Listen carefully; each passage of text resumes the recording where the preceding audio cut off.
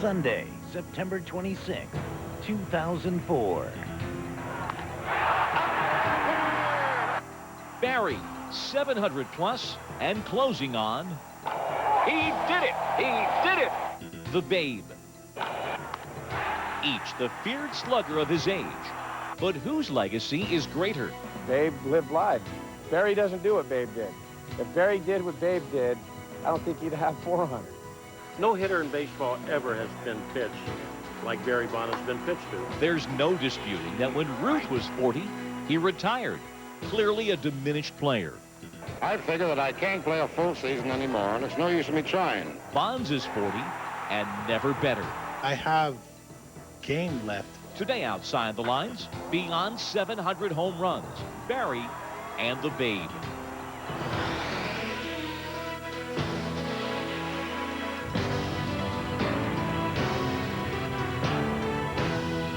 Outside the Lines is presented by State Farm. And now reporting, Bob Lee. The great running back Red Grange recalled the first time he met Babe Ruth back in 1925. Kid, he said, kid, always remember, never pick up too many checks and don't pay too much attention to what they say or write about you. The irony is that 69 years after his last home run, Ruth is one of the mythic figures in the American memory. Much on our minds as Barry Bonds continues his remarkable surge at 702 and counting. For the moment, at least, they are together in history with Hank Aaron and the Wings, with the inevitable comparisons to be made.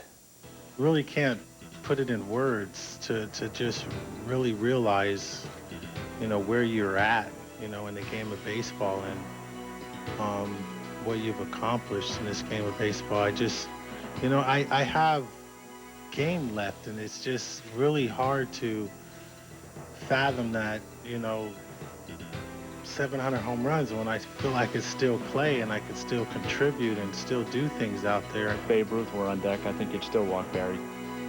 The supernatural abilities of Bonds getting better as he gets older, and the mixing of fable and fact that is Ruth's legacy. How to compare these men next. Outside the Lines, presented by State Farm. Like a good neighbor, State Farm is there. No sport worships numbers as baseball. Babe Ruth's record total of 714 home runs stood as a national monument for 39 years until Hank Aaron, a man of quiet dignity and pride, passed the Babe and moved that number to 755. 30 years after Aaron passed Ruth, Barry Bonds has crossed 700 and approaches that day probably next April when he will surpass Ruth. Bonds and Ruth, the sort of comparison baseball loves to consider, including personalities and images, and Jeremy Schaap shows us where these men stand respectively in their game at the age of 40. Here's Emke's pitch to the Babe. There's a drive down the right field line. He did it! He did it! This one is into the seats for a home run. Home run number 60, breaking his own record of 59. In each of his first 3 seasons as a position player, Babe Ruth broke the single-season home run record. As a hitter, he was an unprecedented phenomenon. I won't play until I drop, but I'll play until I damn near drop. Thank you. While Ruth hit for power early and always, Bonds took years to develop into the game's best hitter. And the rolls continue for Barry Bonds. I may be hitting under 200, but it's a hard 200. You know, there was a period of time when we used to play him in the playoffs when he was at Pittsburgh.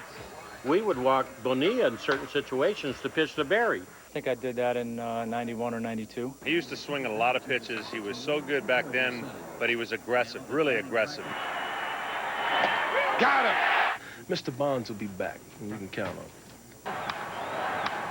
And Bonds swings it. It's a long one. Deep to left field. Plesko goes back. He looks up, and it's gone! There it is, number 700. It's like the old saying, if Babe Ruth were on deck, I think he'd still walk Barry. Before there was Barry, there was the Babe. Mark Twain said there are lies, damned lies, in statistics. But some statistics don't lie. Babe Ruth's and Barry Bonds' statistics prove that they're the 2 most productive hitters ever. But they don't tell the whole story. At 40, Bonds is easily the most feared hitter in the major leagues, arguably better now than he's ever been. When Babe Ruth was 40, he retired. I don't want to fool the public, and I don't want to fool myself. I figure that I can't play a full season anymore, and it's no use in me trying. July 13th, 1934, 39-year-old Babe Ruth hits his 700th career home run. At the time, the man who hit behind Ruth in the Yankees lineup was second on the all-time list. Lou Gehrig had 323 home runs, fewer than half as many as the Babe. Ruth, though, was fading fast. 1934 was the first time, other than his illness-plagued 1925 season, when he didn't hit 300 with 30 home runs. 8 years his junior, Gehrig, who won the Triple Crown in '34, was now the pride of the Yankees, not Ruth. The next winter, Ruth celebrated his 40th birthday, but a few days later, the Yankees gave him his unconditional release, freeing him to sign with the Boston Braves as a player/assistant manager/vice president. Then he fell apart. Don't wait till I get my age, but just keep on training year after year, and you'll find out that when you get to be an old man like myself, you can still go a little ways. While Barry Bonds spends hours every day keeping himself in shape, the Babe's workouts were notoriously lax, and his diet was atrocious. The Babe, continuing to live big, suffers a setback. It is known as the big bellyache. The newspapers report that en route north from Florida, Ruth dashed off at a train stop for some hot dogs, ate a dozen or more in a few minutes, washed them down with 8 bottles of pop, then collapsed. In New York, he's rushed to a hospital and is out of baseball until June. Overweight and uninspired, Ruth played only 28 games for the Braves in 1935, hitting .181. He had gotten heavy, couldn't run the way he did. The aches and pains were there. He would swing and miss a little more often. The timing was off. On May 25th in Pittsburgh, however, the Babe flashed some of his old form. He hit 3 home runs, the final 3 of his career. The last, number 714, cleared the right field grandstand 600 feet from home plate. He sat right down beside of me, and he said, "Boys, that last one felt good." By the time he played his final game 5 days later, the man who'd resuscitated baseball after the Black Sox scandal had overstayed his welcome. Fans were tired of his act. He was no longer a drawing card, and few were sorry to see him go. Now that Barry Bonds, on the other hand, has joined the 700 club, only pitchers want him out of the game. Bonds hits one hard. It's a day out of here. He's a feared individual, and nobody wants to pitch to him. He's achieved a stage in his career where he's become absolutely the best. If you make a mistake to him, you know he's going to hit it hard. You're just hoping he's going to keep it in the ballpark, and to just see the regularity at which he gets mistakes and not only hits them hard but hits home runs, it's amazing. Bonds is so dangerous because he's fashioned himself into the most disciplined hitter the game has ever seen, unlike his father Bobby, who still holds the single-season strikeout record. Last year, Bonds struck out only 58 times. McGuire, Sosa, those types of guys, in the back of your mind, even Mickey Mantle, you could always strike them out because they did strike out an awful lot. Barry doesn't. He strikes out in the class of a Joe DiMaggio. It seems like he's kind of elevated his game when people just started pitching around him as well. It's almost like he became more focused and more determined and tightened his strike zone up more, and that's made him a better player. It's impossible to say who is the greater player, Ruth or Bonds, but it's clear who is the greater player when they reach 700 home runs. For him to have elevated his game this much at this point in his career is just something that should go down as one of the most impressive feat of sports. Jeremy Schaap reporting. Adding to the wonder of age 40, that was indeed the same age at which Hank Aaron passed Ruth in 1974.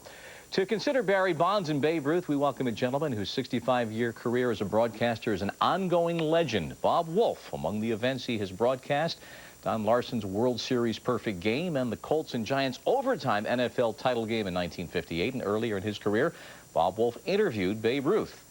Joe Sheehan is a senior writer for Baseball Prospectus, analyzing the game's data, both present and past. And Kevin Blackistone is a sports columnist for the Dallas Morning News. Welcome all. Bob, before we get to the topic at hand, I just can't say that you've interviewed Babe Ruth, but I ask you to tell us how that came about. What was the story of that? At this time, his career was over. He was down going to Mexico. I met him at the airport, one of the last few interviews that he did. But of course, his fame was not only known throughout our country, but throughout the world. The Babe, he was baseball. So when we consider Ruth, we consider Bonds. Where do you come down on this, having grown up as a young man, appreciating Ruth as a player and seeing what Bonds is doing now at age 40? Well, as far as I'm concerned, great personifies what all these players are. But right now, Bonds is the most feared home run hitter of all time. But if you look back in some of the others, there are other words which describe how great they are, but in different ways. So it might be part of a discussion as we go along. All right, Kevin Blackistone, when you consider Bonds and look at him at age 40, the most feared hitter, record number of walks this year, against the legacy of Ruth, what do you think? Oh, I think there's no question that he's right up there with Ruth. In fact, you know, I would put him ahead of Ruth, and I would only do that because I still have grave misgivings about everything that happened in this sport before 1947, you know, when baseball was segregated. And I think just like we had the dead ball era, we had the white ball era, and unfortunately, it was as great a slight to the great black baseball players at the time who were unable to compete against the best white baseball players as it was a slight against the great white baseball players who were unable to compete against the great black baseball players. So, you know, Barry Bonds has played against the best of his era, and Babe Ruth unfortunately did not, and so I'm going to have to give the nod to Barry Bonds in that situation. Joe, picking up on that point, is there any way to, not necessarily using raw numbers, but quantify in some sense what baseball lost by the exclusion of those Negro League stars and having the ability to measure a Josh Gibson against a Babe Ruth? We can do research on the Negro Leagues, and the data has been collected. It's sparse, but there is some data out there. I think that Kevin makes a good point. Babe Ruth didn't play against all of the great players of his era, and the racial issues aside, baseball's simply better at getting players through the system now. There's a greater feeder system, so the best athletes make the major leagues, whereas in the 1920s, the game wasn't as mature. So I think if we're going to compare these two players, we have to consider them within their context and not, if you just look at them as far as the history of baseball, you're going to come to the conclusion Bonds is better. So if you consider them in context, where do you come down, Joe? I think Babe Ruth is the greatest player who ever lived because of the pitching. It's as if Johan Santana had another year like this one, then decided to go become the greatest hitter who ever lived. Just as hitters, Bonds is on his way to catching Ruth. He needs about 2 good years. Bob Wolf, 1947, Jackie Robinson, of course, was the first African-American to play in the game. The next year, Babe Ruth died, and I'm sure there was, the nation stood still and revered Ruth on his passing. How cognizant at that time was the mainstream media of the fact that, yes, Robinson was in the game, but what the game had missed for the prior decades and not having those Negro League stars at that time? They had the suspicion that this was so, but nobody made the leap to say, well, let's do something about it. The big thing about Babe Ruth at the time, though, was he brought a new big weapon into baseball. Home runs were not a big part of that early era, and Ruth made the home run the force that it is today as it came growing up, and the black players did their part to keep that going. But here's what Ruth also brought. He brought a change in the way the game's played. Now it's a power game. It was not a power game in Ruth's era. That's why he exploded on the scene. But as great as he was, Ruth, and as great, of course, as Bonds is, if you were to use the words, who's the most versatile of all the home run hitters, I'd say Mickey Mantle. Interesting. Joe, comparing numbers across eras, as you mentioned, is difficult. You selected Bonds' 2004 current season and Ruth's 2021 season, not his 27 season, as the respective most productive seasons. We've got some numbers we can put up on the screen just to take a look at. Comparable batting average, Bonds getting pitched to much less, but home runs certainly an edge for Ruth. Slugging percentage, big on-base percentage, big edge for Bonds. Why did you select Bonds' 2004 current season as his most productive year? The value of outs, one of the analytical jumps that's been made in the last 20 years, Bob, is the recognition that on-base percentage, or not making outs, is one of those important things a player can do. Bonds has a 620 on-base percentage now, and that's going to break his own record by 40 points. And that makes a huge difference in evaluating a player's season. Simply, I mean, Bonds makes outs less than any player in the history of baseball. You know, we compare these guys, Kevin. Last year at the All-Star break, Barry Bonds, realizing that 700 was going to be approaching, was asked about this. Put up a quote here from Barry from that All-Star break. He said, as a left-handed hitter, I wiped him out. That's it. And in the baseball world, Babe Ruth is everything, right? I got his slugging percentage, and I'll take his home runs, and that's it. Don't talk about him no more, end quote. Which raises a number of things, the place that Babe Ruth has in the American mythology, and also Barry Bonds' personality. Yeah, a friend of mine once described Babe Ruth as the white man's burden, playing off of that old phrase, and in a lot of senses, that's true. I'm glad to hear my other panelists on this show, however, break down the statistics and the history for what it is and be absolutely truthful about it. I mean, the fact is that Babe Ruth is the icon of baseball, and the fact is that his records slowly but surely over the past 10, 15, 20, 30 years have been wiped off the chalkboard. And not only his records, but also those of other great baseball players of his era, guys like Ty Cobb. I mean, almost all of those great records in baseball today are owned by black players. And I wouldn't be surprised if in 20 or 30 years from now, we would say that all those great records are owned by Latino players and maybe even a few Asian players, as we watch Ichiro right now mount his assault on George Sisler's record. So there was some truth to what Barry said. But saying it as he said it, which of course, you know, Barry can be a very outspoken guy, and sure, his personality is going to color the way that he is seen and appreciated, certainly in the contemporaneous media. Sure, but there's you know, that's his personality. And there are a lot of writers who don't like him because he doesn't give them interviews, doesn't give them the time of day. But that's not something that we should be judging someone for in terms of their on-the-field accomplishments. Certainly Ty Cobb was not judged for his off-the-field accomplishments as almost as an avowed racist, as well as some of the other players during that era. So I think those two things have to be separated. And I think, you know, Barry Bonds should be judged by what he does with a glove and a bat. Bob Wolf, why is this so important? Well, I think that everybody enjoys the word great in baseball. You'd have to define exactly what great means. When it comes to statistics, Barry Bonds will set brand new statistics for home run power. Well, was he the most powerful baseball home run hitter? I don't think so. The longest home runs I ever saw were by Mickey Mantle, tape measure jobs. One I saw was on his ascendancy going up against the Yankee Stadium, the perforations just before the top of the roof. That ball was still going up. Babe Ruth's homers were going up and circling right down. Bonds, of course, is a great hitter, and he hits all fields, a lot of line drive in him. And as far as other type hitters, Hank Aaron was a hitter, of course, hit line drives. But you find different degrees of how they hit. So you have to look at what they meant to baseball in their era and what other talents they had. Well, you mentioned Henry Aaron's name. So Joe Sheehan, maybe this year, next time, maybe 15 months, 16 months from now, we'll be talking about Henry Aaron as Bonds, you would assume, makes that ascendancy. Where does Aaron fit into this conversation? Just in terms of hitters, I think the name we haven't used yet is Ted Williams, who lost 4.5 years of his career to fighting in wars. Talk about the greatest hitters ever. I think you've got Bonds, Williams, Ruth, and then you get into a group of players that does include Henry Aaron. Aaron his longevity was what made him great, his consistency. He was never at the level in his peak years that a Ruth or a Williams or a Bonds hit. But we will see a lot of comparisons, but Bonds has been the better player overall than Aaron.